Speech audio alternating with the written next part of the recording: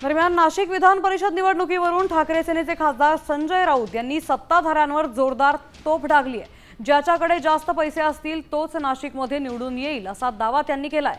या निवडणुकीत भाजपचे संकटमोचक काहीही करू शकत नाहीत असा टोलाही त्यांनी गिरीश महाजनांना लगावलाय।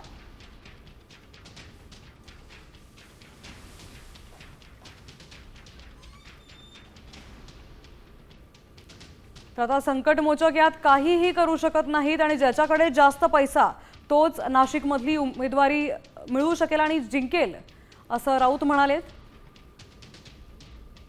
त्यांनी हे सगळं म्हणून गिरीश महाजनांवर टोलाही लगावलाय।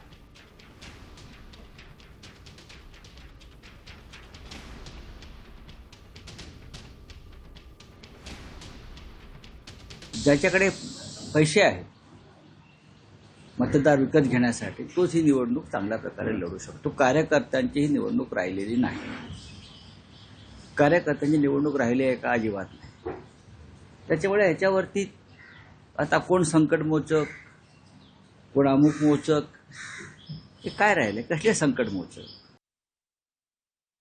उद्योगपतींची मुलं, ठेकेदारांची मुलं यांना तुम्ही विधान परिषदेमध्ये पाठवता, लाजा वाटत नाही का तुम्हाला?